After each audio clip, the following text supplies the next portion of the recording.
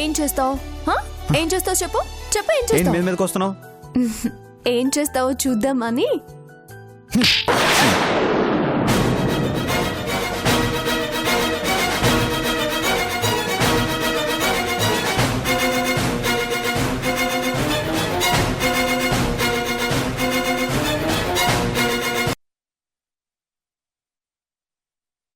ఎవరు ఉసురు తగిలో కాదే, నీ పాడ ఆలోచనలు నీ పాడు బుద్ధుల వల్లే నా కూతురు పండంటి జీవితం ఎండుటాకులాగా విలువల్లాడిపోతాండది.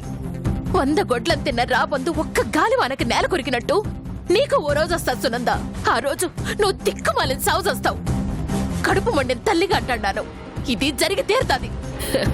నా రోజు గురించి కాదు మాదేవి ఆలోచించాల్సింది. ఈ రోజు నుంచి నీ కూతురు అత్తవారింట్లో పడే కష్టాల గురించి ఆలోచించు. సిరి మీద సంజయ్కున్న ప్రేమ చచ్చిపోయింది. సిరి భర్త అనుకున్న సంజయ్ ఇప్పుడు సింధుకి భర్త కాబోతున్నాడు. సిరి ఆ ఇంటి కోడలిగా రావడం మీ వదినకి అస్సలిష్టం లేదు. పాపం సిరికి పుట్టింట్లోనూ అత్త కష్టాలే, మెట్టినింట్లోనూ అత్త కష్టాలే. సిరికి అత్త అనే వరస కలిసి రాలేదు మాదేవి. సంజయ్ ఎన్నిసార్లు వచ్చి రా రా అని పిలిచినా సిరి వెళ్ళలేదు. పిలవకుండానే సిరి వచ్చినా అబ్బే ఇప్పుడు సంజయ్ సిరి దగ్గరికి రాలేడు. ఒక రకంగా చెప్పాలి అంటే నీ బిడ్డ జీవితాన్ని నాశనం చేసింది నేను కాదు మాదేవి, సిరే తన చేతులారా అత్త అభిమానం అంటూ తెగేదాకా లాగింది. ఏమైంది? తెగిపోయింది. తెగిపోయిన భార్యాభర్తల బంధాన్ని తలుచుకుంటూ సిరి కుమిలిపోవడం తప్ప సంజయ్తో కాపురం చెయ్యడం అనేది కలే ఉమాదేవి. సంజయ్ సిరి కలిసుండాలి అని నువ్వు ఎన్నో కలలు కన్నావు. సిరి కలిసే టైంకి సింధు సంజయ్తో కలిసిపోయింది. భర్త తాగుబోతైనా తిరుగుబోతైనా భార్య సహిస్తుంది కాని తనకి సవతిగా ఇంకొక ఆడదొస్తే మాత్రం అస్సలు తట్టుకోలేదు. అప్పుడు ఏ ఆడదైనా ఏం చేస్తుందో తెలుసా ఉమాదేవి? భర్త మీద తిరగబడుతుంది. కాని సిరి అలా తిరగబడ్డానికి తప్పు సంజయ్ది కాదే. సంజయ్తో పెళ్ళయ్యి కూడా కాపురానికి రాకుండా తన పుట్టింట్లోనే ఉండిపోయినా నీ కూతురుది. కాబట్టి సిరికా ఛాన్సే లేదు. మరిప్పుడేం చేస్తుంది సిరి? నేను చెప్పనా? తను ప్రేమించిన సంజయ్ తన కళ్ళ ముందే ఇంకొకరితో భర్తగా కాపురం చేస్తూ ఉంటే పాపం తట్టుకోలేక ఆత్మహత్య చేసుకుంటుంది.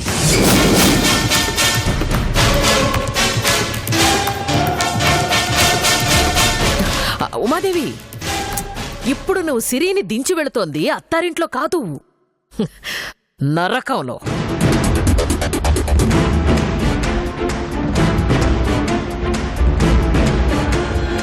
ఇంకా ప్రతి క్షణం నీ బిడ్డ చస్తూ బ్రతుకుతుంది. సింధు మామూలుది కాదు. అమ్మో, పొరపాటున కూడా సంజయ్ సిరితో మాట్లాడినా సహించలేదు. ఇంకా సిరి పేరు వింటేనే ముళ్ళు గుచ్చుకున్నట్టుగా ఫీల్ అయ్యే మీ వదిన సిరిని పెళ్లి చేసుకోవడం వల్లే సంజయ్కి ఇన్ని కష్టాలు వచ్చాయి అని గట్టిగా నమ్ముతుంది. దాంతో సిరిని రాచి రంపాన పెడుతుంది. దీన్ని బట్టి నాకు విషయం అర్థమవుతుంది మాదేవి. సిరి అత్తారింట్లో ఉన్నా పుట్టింట్లో ఉన్నా కష్టాలు కామన్. నష్టజాతకురాలికి కష్టాలు తప్ప సుఖాలు ఉండవు. అక్కడైతే ఒక్క ఇంద్రాణే. కానీ ఇక్కడ సంజయ్, సింధు, భవానీ ముగ్గురు మూకుమ్మడిగా సిరిని బాధలతో దాడి చేస్తారు. చేసుకున్న వాళ్ళకి చేసుకున్నంత అన్నట్టు చేసిన దానికి సిరి అనుభవించాలి కదా. ఇప్పుడే నీ కూతుర్ని దించి వెళుతున్నావు, మళ్ళీ వస్తావు. దేనికో తెలుసా? సూసైడ్ చేసుకున్న నీ కూతురి శవాన్ని చూడ్డానికి.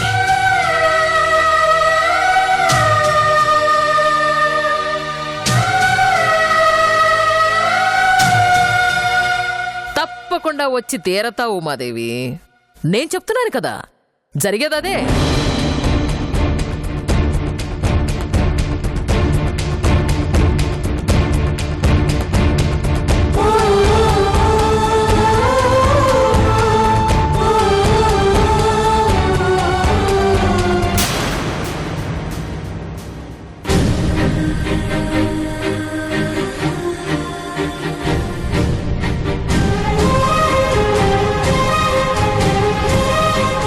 ఉమాదేవి, సిరిని జాగ్రత్తగా ఇంట్లో దించేసి వచ్చినావా? వాళ్ళు సిరిని లోనికి రానిచ్చినారా? అట్టాడిగినావేమింద్రాణి? ఏం లేదు ఉమాదేవి, సంజయ్ని నేను చంపబోయినాను కదా, ఆ కోపం వాళ్ళేమైనా సిరి మీద చూపించినారేమో అని. అదేం లేదు ఇంద్రాణి, వాళ్ళ ఇంట్లోకి రానిచ్చినారు. సంజయ్ సిరిని ఏమీ అనలేదుగా? తనొచ్చి పిలిచినా రాలేదని, నన్ను రక్తం ఇచ్చి బతికించినాదని సంజయ్ ఆవేశపడలేదుగా? సంజయ్ అట్టాంటోడు కాదింద్రాణి. సిరి అంటే ప్రాణం, చాలా ప్రేమగా చూసుకుంటాడాడు. చాలా రోజుల తర్వాత సిరి తనకి దగ్గరైనందుకు సంజయ్ ఎంత సంతోషపడినాడో తెలుసా? మా వదిన, అన్న, ఆడందరూ సిరిని ఎంతో బాగా చూసుకుంటున్నారు.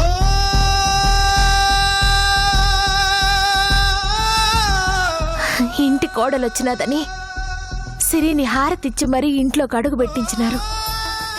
సంజయ్ ఆనందానికైతే అవతులే లేవనుకో. దగ్గరుండి చెయ్యి పట్టుకొని మరీ సిరిని ఇంట్లోకి తీసుకుపోయినాడు.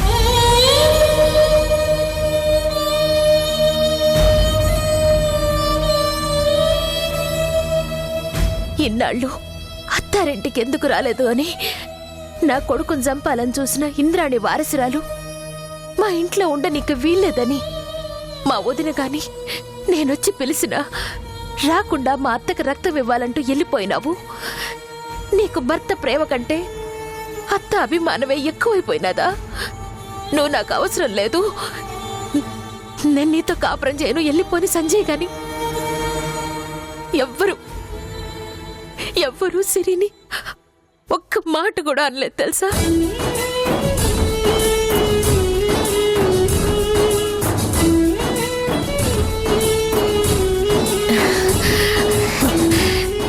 ఎంతైనా నా బిడ్డ చాలా అదృష్టవంతురాలింద్రాణి. ఇన్నాళ్ళు సిరి అత్తారింటికి వెళ్లకుండా తప్పు చేసినా వాళ్ళు మాత్రం నా కూతుర్ని ఏం తప్పు పట్టలే.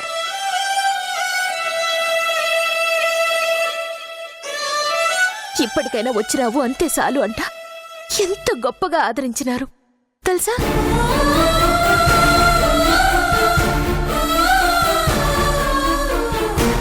సిరి అయితే అత్తింటి వాళ్ళు చూపించే అభిమానం తట్టుకోలేక ఏడ్చేసినది కూడా. ఉమాదేవి, సిరి సంతోషంగా ఉన్నది నువ్వు చెప్పిన తర్వాతే నా మనసు కాస్త స్థిమితంగా ఉండాది. సిరి అత్తారింటికి పోయినాదన్న మాటే గాని యాడ నా మీద కోపంతో దాన్ని ఇంట్లోకి రానివ్వకుండా బయటికి పంపించేస్తారోనని, సిరి ఎంత బాధపడతాదోనని ఎంత కంగారు పడినానో తెలుసా? సిరినాళ్ళు బాగా చూసుకుంటున్నారని చెప్పావు, అంతే చాలు. అవును ఇంద్రాణి, సిరిని వాళ్ళు బాగా చూసుకుంటున్నారు.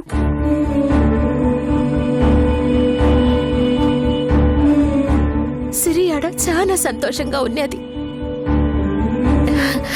సంజయ్కి దగ్గరవ్వాలా అని ఇన్నాళ్ళు బాధపడ్డ నా బిడ్డకి ఇంకన్నీ సంతోషాలే, అన్ని సంతోషాలే.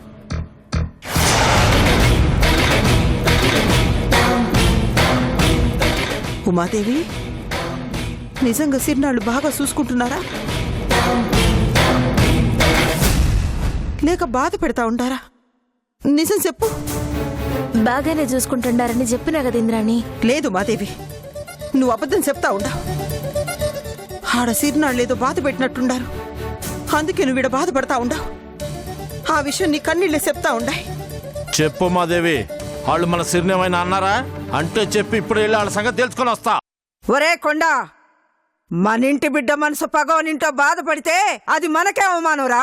వాళ్ళను చంపి సిరిని తీసుకురాపో. ఆగయ్యా, తప్పుకో మాదేవి. మన బిడ్డను బాధ పెట్టిన వాళ్ళని నేను వదలను. సిరి నాళ్ళు బాధ పెడతాడారని ఎవరు చెప్పినారయ్యా? నువ్వే ఉమాదేవి. నేనా? అవును, నీ కన్నీళ్ళే చెప్తా ఉండాయి.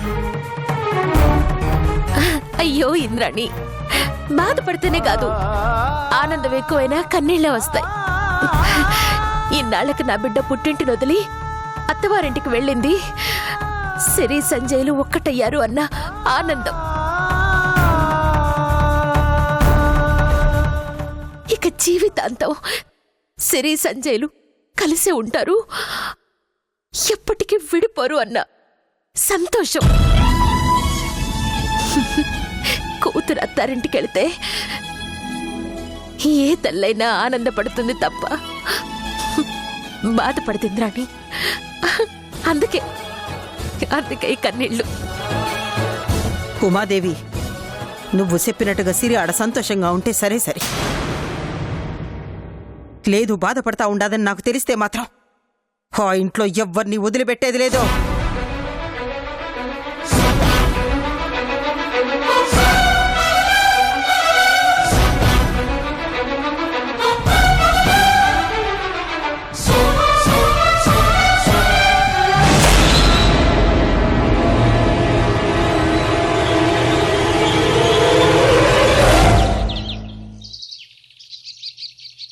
ఏంటి సింధు, సిరి మీ ఇంటికి వచ్చిందని టెన్షన్ పడుతున్నావా? నీకెలా తెలుసు? సునందకి అన్నీ తెలుస్తాయి. సంజు సిరిని బయటికి నెట్టేసినా సరే, సంజు సిరిని బయటకు నెట్టేసినా తిరిగి మళ్ళీ ఇంట్లోకి వచ్చి కూర్చుంది, అంతేనా? ఏంటి అన్ని చూసినట్టే చెప్తున్నావు? ఒక యాక్షన్ కి నెక్స్ట్ రియాక్షన్ సీన్ ఎలా ఉంటుందో ఇమాజిన్ చేయగలను సింధు. సిరి వచ్చిందే సంజు కోసం, వదిలేసి ఎలా వెళుతుందనుకున్నావు? సిరి ఇక్కడే ఉంటే నాకు ప్రాబ్లమ్స్ ఉన్నందా? మా బావకి నాకు మ్యారేజ్ జరగదు. నువ్వేం చేస్తావో నాకు తెలీదు. సిరి మా ఇంట్లో ఉండకూడదు అంతే. చంపేస్తావో ఇంకేమైనా చేస్తావో నీ ఇష్టం. Choice is yours. ఈ టైంలో సిరిని చంపితే మనకే ప్రాబ్లం సింధు. ఇంద్రాణిని నేనే చంపాలని చూశానని తనకి తెలిసిపోయింది. ఇప్పుడు సిరిని అటెంప్ట్ చేస్తే ఇంద్రాణి అస్సలు ఊరుకోదు, నన్ను వేటాడి మరీ చంపుతుంది. ఇక మిగిలింది సెకండ్ వే. సిరిని మీ ఇంట్లో నుంచి సంజయ్ చేతే బయటకు పంపించాలి. అది కష్టం సునందా. ఏం సింధు? సంజు ఇంట్లో నుంచి వెళ్ళమంటేనే లా పాయింట్లు తీసింది. కోడలిగా ఇంట్లో ఉండే హక్కు తనకుందని ఆర్గ్యుమెంట్ చేసింది. దాంతో సంజు కూడా సైలెంట్ అయిపోయాడు. ఓహోహోహో, లాని అడ్డం పెట్టుకుని సంజుని లాక్ చేసిందన్నమాట. సిరి అంత పక్కా ప్లాన్తో ఉన్నప్పుడు మనం కూడా సిరి మూవ్మెంట్ ను బట్టే మూవ్ అవ్వాలి సింధు. సిరి ఆ ఇంట్లో ఉండడం రైట్ వేనే, కానీ సిరిని బయటకు పంపించడానికి బెస్ట్ వే కూడా ఆ ఇంట్లోనే ఉంది సింధు. ఏంటది?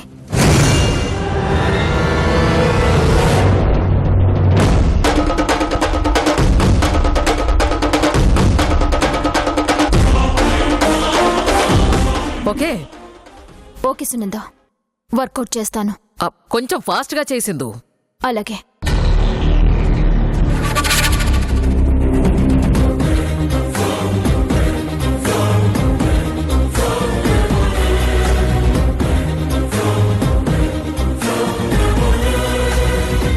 నువ్వేమి చేశావు నేరం, నిన్నెక్కడంటింది పాపం, చినబోకుమా.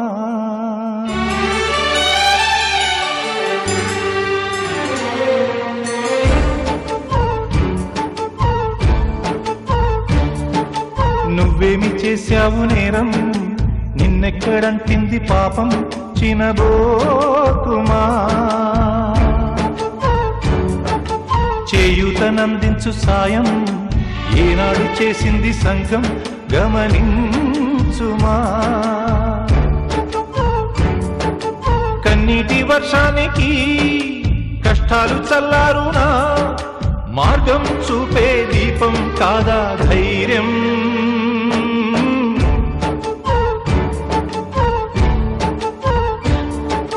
నువ్వేమి చేశావు నేరం నిన్నెక్కడంటింది పాపం చినబోకుమా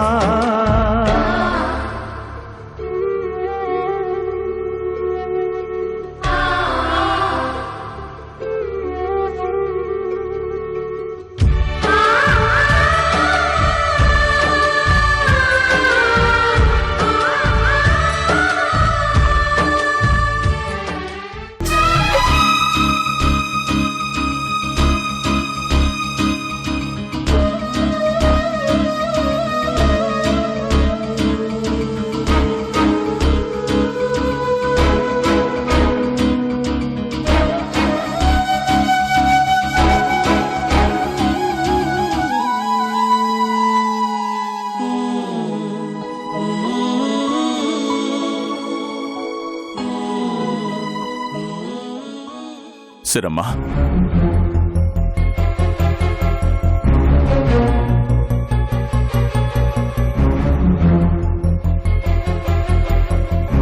వెళ్ళిపోమనగానే ఎక్కడ వెళ్ళిపోతారో అని భయపడ్డానమ్మా. ఈ ఇంట్లోనే ఉంటానని పెద్దమ్మని ఎదిరించి చాలా మంచి పని చేశారమ్మా.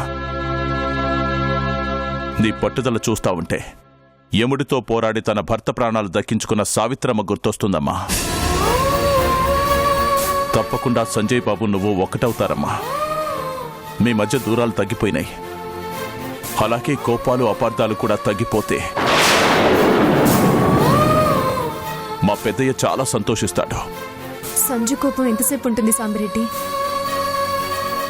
నేను తన కళ్ళ ముందు తిరుగుతూ ఉంటే కోపం అదే పోతుంది.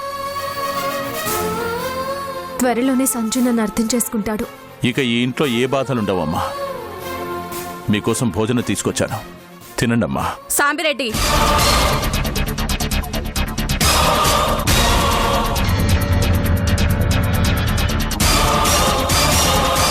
ఏంటి నువ్వు చేస్తున్న పని? సిరమ్మకు భోజనమమ్మా. అది తెలుసు, మేం తినే భోజనం పెడుతున్నావేంటి? సిరమ్మ మీ ఇంటి మనిషే కదమ్మా. కాదు, ఈ ఇంటి మనిషి కాదు. కోడలుగా నేను గాని భార్యగా సంజయ్ గాని దీన్ని ఒప్పుకోలేదు. ఇక ఇది ఇంటి మనిషి ఎలా అవుతుంది? ఇది ఇంట్లో ఉన్నంత కాలం పని మనిషే. నువ్వు అలాగే చూడు. పని మనిషికి ఏ అన్నం పెడతాం? పచ్చడి మెతుకులు, అవే తీసుకొచ్చి పడే. వెళ్ళు. అది కాదమ్మా. చెప్తుంటే అర్థం కావడం లేదా? వెళ్ళు.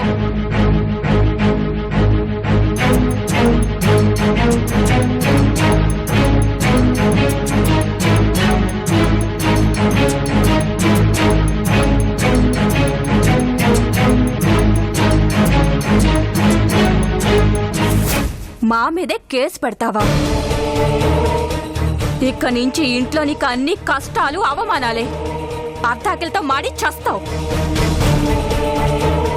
కడుపు కాలి మనసు మండి నీ అంతట నువ్వే ఇంట్లోంచి వెళ్ళిపోయేటట్టు చేస్తాను. అత్తయ్య, నా కడుపు మార్చినా, కష్టాలు పెట్టినా, అవమానాలతో వేధించినా భార్యగా సంచుని, కోడలిగా ఇంటిని వదిలే ప్రసక్తే లేదు. ఏంటి శపథం చేస్తున్నావా? చూద్దాం, నువ్వు గెలుస్తావో నేను గెలుస్తానో. ఈ క్షణం నుంచి అత్తా కోడల మధ్య పోటీ మొదలైంది. అత్తయ్య, గెలుపు పోటీలో నేను తొలిమెట్టెక్కాను. ఏంటి, పోటీ మొదలవక ముందే తొలిమెట్టెక్కావా? అవునత్తయ్య, మీరే అన్నారుగా అత్త కోడల మధ్య పోటీ మొదలైంది అని. అంటే నన్ను కోడలిగా ఒప్పుకున్నట్టే కదా. ఏదో మాట వరుస కన్నానే గాని వరుస కలుపుకోవడానికి కాదు. ఏదైతేనే అత్తయ్య, గెలుపు తొలిమెట్టు మీరే నన్ను ఎక్కించారు. Thank you. ఛీ!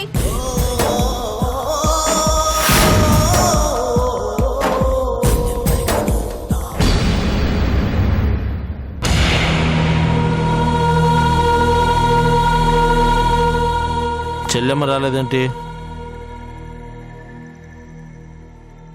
ఇంద్రమా, ఇంద్రమా.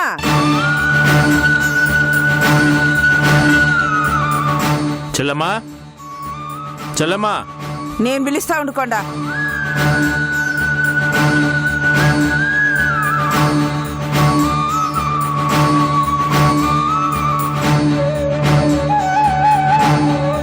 ఇంద్రమ్మా భోంచెద్దుగానరా. నాకు ఆకలిగా లేదమ్మా. ఏమైనాదే నీకు? సిరి లేకపోతే ఏదో వెలితిగా ఉండదమ్మా. అందుకే అభిమానం పెంచుకోకూడదని నేను ముందు నుంచి చెప్తానే ఉండా. సిరికి ఎప్పటికైనా అత్తింటి మీదే అభిమానం, అది ఆడికే చేరతాదని చెప్పిన విన్నావా?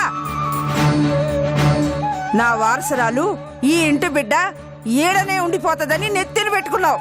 ఇప్పుడు ఎవరు బాధపడతా ఉండారు, నువ్వా సిరా? అది ఆడ మొగుడుతో బాగానే ఉండాది. నువ్వే అనవసరంగా సిరి కోసం ఆలోచిస్తా ఉండావు. భోజనం చేయకుండా ఆరోగ్యం నాశనం చేసుకుంటా ఉండావు. ఇప్పటికైనా సిరిని మర్చిపో, అది రాదు. సిరి నా ప్రాణం కాపాడినదమ్మా, ఎట్టా మర్చిపోమంటావు?